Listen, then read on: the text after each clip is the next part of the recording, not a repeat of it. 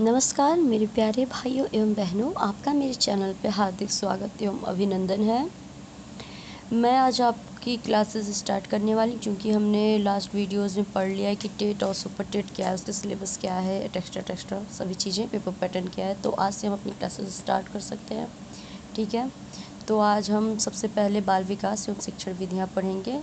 तो ये है बाल विकास एवं शिक्षण विधियाँ भाग 1, ठीक है। तो बाल विकास होता क्या है? मनोवैज्ञानिकों ने कहा है कि शैक्षिक दृष्टि से बालक के विकास को 3 भागों में बांटा गया है: शैशवावस्था, बाल्यावस्था एवं किशोरावस्था। किसमें?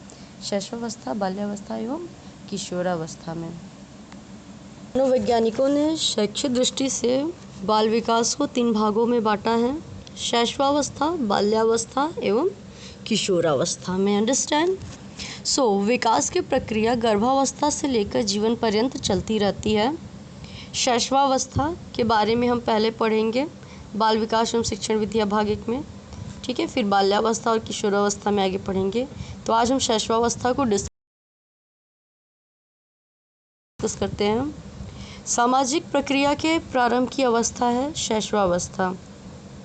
एक नवजात शिशु का कद ऊंचाई होता है 19.5 इंच या लगभग 20 इंच, ठीक है, अर्थात 51.5 इंच। अंडरस्टैंड? एक नवजात शिशु का भार होता है 7 पाउंड, लगभग 6 से 8 पाउंड के बीच, यानी 3 किलोग्राम। शैशवावस्था है सीखने का आदर्श काल। शिशु में नैतिकता का अभाव होता है। अब वो छोटा बच्चा है तो उसमें क्या ही नैतिकता होगी, तो शिशुओं में नैतिकता का प्रायः अभाव पाया जाता है। शैशवावस्था को सीखने का आदर्श काल कहा गया है। वैलेंटाइन ने इसे कहा है। किसने कहा है कि शैशवावस्था को सीखने का आदर्श काल? वैलेंटाइन महोदय ने। Okay, understand? सबसे पहले तीव्र शारीरिक विकास, सबसे तेज और तीव्र शारीरिक विकास होता है शैशवावस्था में। अंडरस्टैंड? शैशवावस्था में वृद्धि होती है तीव्र। शैशवावस्था के 4 संवेग होते हैं। प्रथम भय, क्रोध और प्रेम और पीड़ा। भय, क्रोध, प्रेम और पीड़ा। फिर क्या है? बाल मनोविज्ञान जानते हैं। बाल मनोविज्ञान जन्म से लेकर किशोरावस्था तक की गतिविधियों की जांच को बाल मनोविज्ञान कहते हैं। शैशवावस्था द्वारा लगभग जीवन का पूरा चक्र निश्चित होता है। शैशवावस्था द्वारा जीवन का पूरा चक्र निश्चित होता है, ऐसा किसने कहा है? एडलर ने। किसने? एडलर ने। मनुष्य को जो भी कुछ बनना होता है प्रथम के 4 से 5 वर्षों में बन जाता है, ऐसा किसने कहा है? सिगमंड फ्रायड महोदय ने। शैशवावस्था बालक का है क्या? निर्माण काल है। नवजात शिशु में हड्डियों की संख्या लगभग होती है 270। वयस्कों में प्रायः 206 होती हैं, परंतु नवजात शिशुओं में ये 270 पाई जाती हैं। जो कि हड्डियां जो है जन्म के समय कई सारी हड्डियां छोटी छोटी होती हैं, वो आगे चल के विखंडित होकर अन्य हड्डियों में मिल के दूसरी हड्डियों के साथ जुड़ के कम होती जाती हैं और 206 हो जाती हैं वयस्क होते होते। तो कौन सी अवस्था में दोहराने की प्रवृत्ति तीव्र होती है? शैशवावस्था में। सिगमंड फ्रायड के अनुसार लड़कियों में कौन सी ग्रंथि पाई जाती है? इलेक्ट्रा ग्रंथि। आइए ग्रंथियों के बारे में थोड़ा विस्तार से बात करते हैं। ऑडिपस ग्रंथि। ग्रंथियाँ 2 तरह की होती हैं। ऑडिपस लड़कों में पाई जाती है ग्रंथि, और इलेक्ट्रा जो लड़कियों में पाई जाने वाली ग्रंथि है। लड़कों का माँ के प्रति प्रेम ऑडिपस ग्रंथि के कारण ही होता है, और लड़कियों का पिता के प्रति प्रेम ये भी इलेक्ट्रा ग्रंथि के कारण ही होता है, ठीक है। सभी दूध के दांत निकल आते हैं कब? 1 वर्ष में। जन्म के समय शिशु की धड़कन रहती है अनियमित। हड्डियों में कौन से तत्व पाए जाते हैं? जन्म के समय शिशु की हड्डियों में कौन से तत्व पाए जाते हैं? कैल्शियम, फास्फोरस और खनिज मिनरल्स। कौन कौन से? कैल्शियम, फास्फोरस एंड खनिज मिनरल्स। अंडरस्टैंड? कितने वर्ष का बच्चा सार्थक शब्दों का प्रयोग करने लग जाता है? 3 वर्ष का। आपने देखा होगा 3 वर्ष का जो शिशु होता है वो माता पिता को मम्मी, पापा, बुआ, दादी, भैया, दीदी इत्यादि शब्दों का, खाना, पानी, खिलौना, ठीक है, इत्यादि शब्दों का बहुत ही अच्छे तरीके से उच्चारण करने लग जाता है, ठीक है। डाल्टन प्रणाली के जन्मदाता हैं। कौन है? Miss Helen Parkhurst. कौन है? डाल्टन प्रणाली के जन्मदाता मिस हेलन पार्क हर्स्ट। ठीक है। शैशवावस्था की प्रमुख मनोवैज्ञानिक विशेषता है क्या?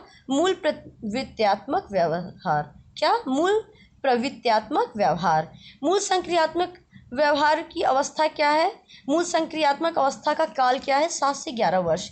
जो 0 से 6 वर्ष की अवस्था होती है वो शैशवावस्था की अवस्था होती है और इसमें इसकी प्रमुख मनोवैज्ञानिक विशेषता है मूल प्रवृत्त्यात्मक व्यवहार। ठीक है। और मूल संक्रियात्मक अवस्था का काल 7 से 11 वर्ष का होता है। ठीक। मनोवैज्ञानिकों के अनुसार बालकों को किस उम्र में स्कूल भेजना चाहिए, विद्यालय भेजना चाहिए? 5 वर्ष में। आज आपने देखा होगा कि बहुत सारे जो प्री नर्सरी स्कूल्स ओपन हुए हैं उनमें जो माता पिता होते हैं अपने बच्चों को 2.5 से 3 वर्ष या 4 वर्ष 3.5 वर्ष में भेजने लग जाते हैं। 3 वर्ष में ही भेज देते हैं, जो कि गलत है, सही नहीं है। ठीक है। इसीलिए उनके जो कोर्स होते हैं वो भी बहुत ही हल्के फुल्के, ज़्यादातर एक्टिविटीज़ के थ्रू खेल खिलौने या स्टैंडिंग स्लैंट लाइन यही सब, रंगों को रिकॉग्नाइज करना, यही सारी रखी जाती हैं। ठीक है। तो बच्चों को ठीक तरह से स्कूल भेजने की उम्र क्या है? सही मनोवैज्ञानिकों ने बताया है 5 वर्ष। ठीक है। दूध के दांत होते हैं कुल 20। जन्म के समय शिशु के मस्तिष्क का भार कितना होता है? 350 ग्राम।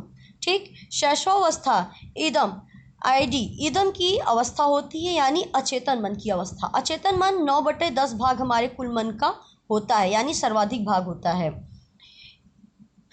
तो शैशवावस्था इदम की अचेतन मन की अवस्था होती है। मनुष्य का स्वयं पर इसमें नियंत्रण नहीं होता है। ठीक है। ठीक है। देखा है आपने, शिशु अनैतिक होता है, उसका स्वयं पर नियंत्रण उसके व्यवहारों पे नहीं होता है, कभी भी रोने लग जाता है, अचानक से खुश हो जाता है। ठीक है। तो इसे सिगमंड फ्रायड ने बताया है कि शैशवावस्था इदम की अवस्था होती है। जन्म के समय शिशु का कद, उसकी लंबाई, ऊंचाई, साइज कितना होता है? 19.5 या लगभग 20 इंच। ठीक है। परंतु बालक बालिका से जन्म के समय आधे इंच अधिक लंबे होते हैं। प्रथम वर्ष में शिशु की लंबाई 27 से 28 इंच तक हो जाती है। द्वितीय वर्ष में ये 31 से 33 इंच तक बढ़ जाती हैं और 6 वर्ष की उम्र में लगभग 40 से 44 इंच हो जाती हैं। ठीक है। अब बात करते हैं शिशु के भार की, वेट की। तो जन्म के समय ये 6 से 8 के मध्य यानी 7 पाउंड का होता है। प्रथम के 6 माह शिशु का भार 2 गुना हो जाता है एवं 1 वर्ष तक ये 3 गुना हो जाता है। 3 वर्ष में लगभग 20 या 25 पाउंड का हो जाता है शिशु, और छोटे वर्ष में यानी आगे के वर्ष में यह 6 वर्ष में यानी 3 से 6 वर्ष की आयु तक में यह 40 पाउंड तक के हो जाती हैं इनका भार। ठीक है। शैशवावस्था में शिशु की मांसपेशियों का भार उसके शारीरिक भार के यानी उसके शरीर के कुल भार का 23% ही होता है। शिशु की मांसपेशियों का जो विकास होता है वो धीरे धीरे होता है, भार भी उनका धीरे धीरे बढ़ता रहता है।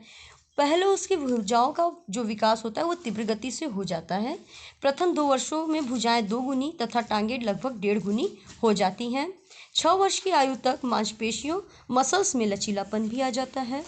नवजात शिशु की 270 हड्डियां जो होती हैं वो कोमल तथा लचीली होती हैं। ये कैल्शियम, फास्फोरस तथा अन्य खनिज पदार्थों द्वारा मजबूत होती रहती हैं। इस प्रक्रिया को अस्थिकरण की प्रक्रिया कहते हैं। बालक की अपेक्षा बालिका की अस्थिकरण की प्रक्रिया बहुत ही जल्दी हो जाती है। ठीक है। उनके बोन्स जल्दी मजबूत होते हैं बालिकाओं के बालक की अपेक्षा। जन्म के समय शिशु के दांत जो होते तीत नहीं होते हैं, सिर्फ मसूड़े होते हैं उनको। ठीक है। लगभग 7वें माह में दांत निकलना शुरू हो जाता है। ये अस्थायी दांत होते हैं, इन्हें दूध के दांत भी कहते हैं। 1 वर्ष की आयु में इनकी संख्याएं 8 हो जाती हैं। 4 वर्ष तक शिशु को लगभग सभी दूध के 20 दांत निकल आते हैं। ठीक है। इसके बाद एक दांत गिर जाता है और 5 से 6 वर्ष की आयु में स्थायी दांत निकलने शुरू हो जाते हैं। नवजात शिशु जो होता है उसके सिर अपेक्षाकृत शरीर से बड़े होते हैं, शरीर की अपेक्षा में थोड़े बड़े होते हैं, शरीर से बड़े नहीं, शरीर की अपेक्षा थोड़े बड़े होते हैं। जन्म के समय सिर की लंबाई उसके शरीर की कुल लंबाई का 1/4 हिस्सा होता है।